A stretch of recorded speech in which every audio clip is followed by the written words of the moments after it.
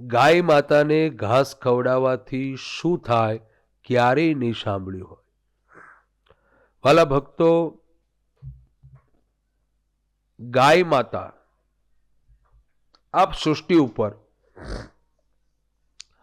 આપણે કેટલા જણના ઋણા બધું છે ખ્યાલ છે? આપણું આયુષ્ય કેવલ ભગવાને કેટલા વર્ષનું નિર્માણ કર્યું હતું એ ખ્યાલ છે? હે મારા આજે તો થોડી ખ્યાલ હોય. કેવલ 40 વર્ષ, 40 વર્ષ. એમાંના 20 વર્ષ શ્વાનમાંથી મળ્યા. આવું શાસ્ત્રમાં આપણા વડવાઓ આપણને જણાવી ગયા. ગાયે આપણને આયુષ્ય આપ્યું. તો ગાયને ઘાસ ખવડાવવાથી શું મળે? ગાયને ઘાસ ખવડાવવાથી શું મળે?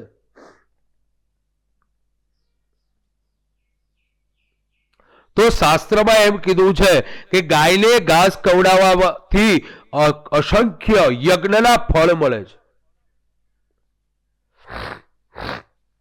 અસંખ્ય યજ્ઞના ફળ મળે. કેવી રીતે? તો કીધું છે કે માં ગાયના રૂવાડે રૂવાડે દીવોનો વાસ છે. ભગવાન કૃષ્ણનો જન્મ, ભગવાન કૃષ્ણે જન્મ શા માટે લીધો? હે એ પોતે પરબ્રહ્મ પરમાત્મા હતા. અખિલ બ્રહ્માંડના પરમ માલિક પણ હતા. છતાં પણ ગોવાળ બન્યા. કારણ શું? કે ગાયની સેવા એ આપણા ગત જન્મના પાપને જલ્દીથી ધોવે છે. વાલા, શાસ્ત્રમાં કીધું છે કે ગાયની સેવા એ ઉત્તમ સેવા છે. ગૌ સેવા એ મહાન સેવા છે. આપણા આંગણામાં આજથી 40-50 વર્ષ પહેલાની વાત છે. બહુ 20-30 વર્ષ પહેલા તો સમજ્યા, એને પહેલાની વાત, 30-40 વર્ષની વાત. તો એ પહેલાની વાત છે. આપણા વડવાઓ આપણને કહેતા હતા કે ગાય, એક આંગણામાં ગાય હોય જ. કારણ શું? આંગણામાં ગાય હોય ને તમારા ઘરના બહાર, તો પહેલું તો નેગેટિવ ઉર્જા આવે જ નહીં. ઘરમાં પ્રવેશતા જ નથી થતી, પ્રવેશ ન મળે. અને સારામાં સારો ઓક્સિજન પણ એમાંથી તમને મળે છે. એ શાસ્ત્રમાં લખ્યું છે. જેના આંગણામાં ગાય હોય ત્યાં એ આંગણામાં પરબ્રહ્મ પરમાત્મા અખિલ બ્રહ્માંડના માલિક કૃષ્ણ હોય છે. અને દરેક દેવોનો ત્યાં ઘરની બહાર વાસ હોય છે. આજથી 40 વર્ષ પહેલાના સમયને તમે જોઈ લો કે તમારા વડવાઓ, એમના વડવાઓ આનંદથી રહેતા હતા. જેટલું હતું એમાં મનને શાંતિ હતી. એમને ક્યારેય ડિપ્રેશન કે હતાશતા નહોતી. એનું કારણ શું હતું? કે આંગણામાં ગાય હતી. અને ગાય એ કોઈ પશુ નથી. ગાય એ આપણી માતા છે. ગાય એ આપણી માં છે. અને ગાયને ઘાસ ચારો અર્પણ કરવાથી શાસ્ત્ર એમ કહે છે કે ગાયને ઘાસ ખવડાવવાથી 9 ગ્રહની શાંતિ પણ મળે છે. કદાચ તમને ગુરુ અને કેતુથી તકલીફ હોય જન્મ કુંડલીમાં, તો ગૌચારો આપવાનું શરૂઆત કરી દો. ગાયને ઘાસ ખવડાવવાની શરૂઆત કરી દો. તો એ દોષમાંથી તમને નિવૃત્તિ મળે. તમે એક શાંતિની વાત આપણે કરીએ તો જ્યેષ્ઠા શાંતિ, અશ્લેષા શાંતિ, મૂળ શાંતિ, એ નક્ષત્રમાં જન્મ થાય તો ગાયના ઉદરમાંથી બાળકનો જન્મ થાય. એ પ્રમાણે મહારાજ શ્રી 1.25 મહિના પછી એ પ્રસંગ, એ વિધિ કરાવે. તો ગાય એ તમામ પ્રકારનું સુખ આપનારી છે. ગાય એ શાંતિનું પ્રતીક છે. જેના આંગણામાં ગાય છે ઘરમાં શાંતિ છે. અશાંતિ ક્યારેય નથી આવતી વાલા, ચોક્કસ વાત છે. પણ જર્સી ગાય ને દેશી ગાયો ઉપજાવેલી ગાય નહીં, દેશી ગાય. હે ભગવાન કૃષ્ણ જ્યારે ગોકુળ છોડી અને મથુરા ગયા, ગંગી અને ગોદાવરી ગાય તણકનું પણ ખાતી નથી, પાણી પણ પીતી નથી, ભગવાનનું સ્મરણ કરે છે. કારણ શું? કે તમારી એક આત્મીયતા એટલી લાગે છે ને કે જે અત્યારે પણ ગાયોને એટલી બધી આત્મીયતા. કેટલા જણ ગાયો રાખો છો? બહુ ઓછા થઈ ગયા મહારાજ. સવારમાં ઉઠાતું જ નથી, સવારમાં ઉઠવાતું નથી. વાલા ભક્તો, આપણા વડવાઓ ગાયો રાખતા હતા ને, આ તો એક સમજવા જેવી વાત છે. આપણા વડવાઓ ગાયો રાખતા હતા તો એમને પોતાને કમરની તકલીફો નહોતી. બહેનોને છે ને ખાસ અત્યારે કમરની તકલીફો થઈ ગઈ. કારણ શું? ઊભા પોતા આવી ગયા, પોતા કરવાના રહ્યા ને. સાથે સાથે સવારનું પ્રભાત 8 વાગે થાય. સૂર્ય ભગવાન જ્યારે પોતાના તમામ પ્રકારના 7 ઘોડા ઉપર અસવાર થઈ અને મધ્યના ભાગમાં આવી જાય ને ત્યારે બેન તો જાગે. હે કેટલા જણ તમે 7 વાગ્યા પછી જાગો છો? કેટલા જણ? તકલીફો આપણે આમંત્રિત કરીએ છીએ, તકલીફ આવતી નથી વાલા. આપણા વડવાઓ તો સવારનું 4 વાગે તો પોતાનું નિત્યકર્મ પતાવી અને ગાયની પાસે પહોંચી ગયા હોય અને ગાયની સેવા કરવા લાગે. અને ગાયનું જ્યારે બપોરનું તાણું થાય ને તો ગાયને સ્નાન આદિ કર્મ કરાવતા હતા. ગાયને સરસ મજાનું સ્નાન કરાવે. ગાયને સરસ સ્નાન કરાવ્યા બાદ સરસ મજાના એમને લૂછી આપે. આ બધી પ્રક્રિયા થતી હતી. ભગવાન તમામ પ્રકારના દેવોની પૂજા થતી. અત્યારે આ બધું આપણે ભૂલ્યા છે એટલે આપણે દુઃખી છે. અરે તમે અત્યારે શું ખાવ છો?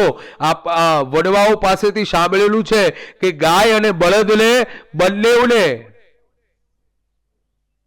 જ્યારે શિયાળો આવે ને ત્યારે ગોળ, દેશી ગોળ અને જે નાળિયેર આવે એની જે કાચલી આવે એને સરસ મજાનું બનાવી અને ગાયને ખવડાવવા માટે આવતું હતું.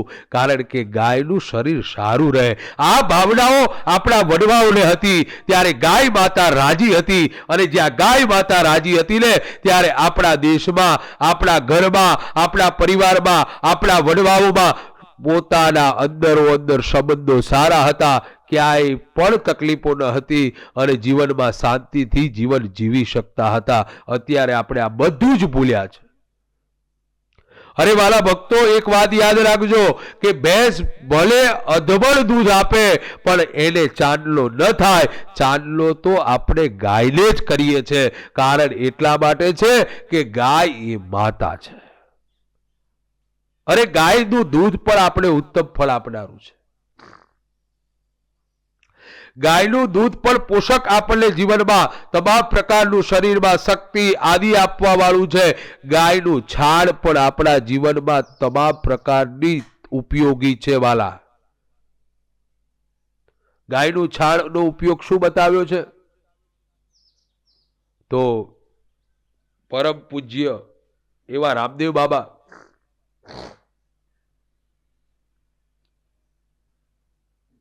એના ઘણા બધા પ્રોસેસથી સરસ મજાનું એનું સાબુ ને આ બધું બનાવે છે. ગાયનું છાણ ચોપડો ને તો ત્વચા, તમારી ચામડીના રોગ ન આવે. ગાયનું અર્ક એટલે ગૌમૂત્ર. ગૌમૂત્ર પણ ઉત્તમ છે. ગૌમૂત્ર છાંટો, ગમે તેટલી અશુદ્ધિ હોય એની નિવૃત્તિ થાય. ગાયનું મૂત્રથી આખી પવિત્રતા પ્રાપ્ત થાય. પહેલા ગોબરનું છાણનું લીપણ કરતા હતા. આવી સ્ટાઇલ્સો નહોતી વાલા. ગોબરનું લીપણ હોય, ગાયનું છાણનું લીપણ હોય. અરે એટલી બધી તમારે કોઈ પ્રકારની શિયાળામાં ગરમી લાગે હે અને ઉનાળામાં ઠંડક પણ લાગતી હતી. વિલાયતી નળિયા હતા. આપણે હું એમ નથી કહેતો કે આ બધું આપણે એમાં આવી જવું જોઈએ, પણ હું તો એમ તમને જણાવું છું કે આ બધી વસ્તુમાં સુખ અને શાંતિ હતી. તો ગાયનું છાણ અને ગૌમૂત્ર પણ આપણને ઉપયોગી છે. અને એમ પણ બતાવ્યું છે કે ભવરોગ, કેન્સર જેવા રોગમાંથી ગૌમૂત્રનું અમુક માત્રામાં ગૌમૂત્ર અને અમુક દવાઓ કરવામાં આવે છે.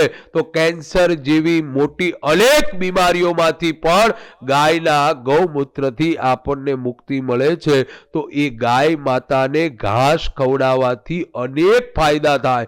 ગાય માતાને ઘાસ ખવડાવવાથી ધનની પ્રાપ્તિ થાય. ગાય માતાને ઘાસ ખવડાવવાથી નવગ્રહની શાંતિ થાય. ગાય માતાને ઘાસ ખવડાવવાથી તમામ પ્રકારની ઘરમાં શાંતિ પ્રાપ્ત થાય. તો વાલા ભક્તો, એક વાત ચોક્કસ યાદ રાખજો કે ગાય માતાની સેવા કરજો. અને આપણે તો એવું વિચાર્યું છે કે તમારા બધાનો સ્નેહ અને પ્રેમ મળે, તો એવી સરસ મજાની રાધા કુંજ નામની ગૌશાળા આપણે બનાવી છે. એવી ગાયોને આપણે લાવી છે કે જેનું કોઈ ન હોય. કોઈ ન હોય એટલે મીન્સ કે ફરતી ગાયોને આપણે જોઈએ છે કે રખડતી ગાયોને મૂકી દે, જ્યારે દૂધ ન આપે એટલે ગાયોને રખડતી મૂકી દેવામાં આવે છે. કોથળી ખાય, પ્લાસ્ટિક ખાય, ગાય તડપી તડપીને મૃત્યુદંડ આપે છે. એટલે વિચારણાઓ તો કરી છે, પણ ભગવાનની જ્યારે કૃપા પ્રાપ્ત થાય, તમારા બધાનો પ્રેમ પ્રાપ્ત થાય, ત્યારે આપણે સરસ મજાની એક રાધા કુંજ નામની ગૌશાળા બનાવી અને એવી ગાયોની સેવા કરવી છે. કદાચ તમે વિદેશમાં રહેતા હોય, પરદેશમાં રહેતા હોય અને ત્યાં ગાયોની સેવા તમને ન મળે, તો તમે તમારી અહીંયા પણ તમારી ગાયોની આપણે રાધા કુંજ ગૌશાળામાં તમારી ગાય, કારણ કે એનું યોગ્ય વળતર તમે ગાયને આપી અને તમારી ગાય પ્રાપ્ત કરી એની સેવા તમે વર્ષોને વર્ષો પ્રાપ્ત કરી શકો, એવું આપણે આયોજન કરવું છે. પણ એક સંદર્ભ એવો છે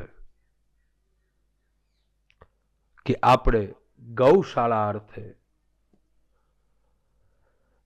આપણે એક નિર્માતા એવી કરવી છે, ગાયની દરેક જગ્યાએ પૂજા થાય. કારણ કે જરૂરી છે શાસ્ત્રમાં, રાષ્ટ્રીયમાં, કે ગાય બ્રાહ્મણનું સન્માન થાય એટલે જીવનમાં સુખ હતું. હવે ગાય અને બ્રાહ્મણનું સન્માન ધીરે ધીરે ઓછું થવા લાગ્યું, એટલે દુઃખને તમે આમંત્રિત કરવા લાગ્યા છો. તો વાલા ભક્તો, વિશેષ માહિતી પ્રાપ્ત કરવા માટે નીચે આવેલા નંબર ઉપર આપ કોન્ટેક્ટ કરી શકો છો. જ્યોતિષ માટે, વાસ્તુશાસ્ત્ર માટે, દેવી ભાગવત, ભાગવત, શિવ પુરાણ, કથાનું અધ્યયન માટે પણ આપ નીચે આવેલા નંબર ઉપર કોન્ટેક્ટ કરી શકો છો. સાથે બીજી એક રૂડી વાત એ છે કે આપનો બધાનો પ્રેમ જલ્દીથી પ્રાપ્ત થાય અને જલ્દીથી કોઈ મનોરથી એવા પ્રાપ્ત થાય કે આપણે ગૌશાળા સરસ મજાની નિર્માણ થઈ શકે. એના માટે પણ નીચે આવેલા નંબર ઉપર આપ કોન્ટેક્ટ કરી શકો છો. સૌને રાધે રાધે.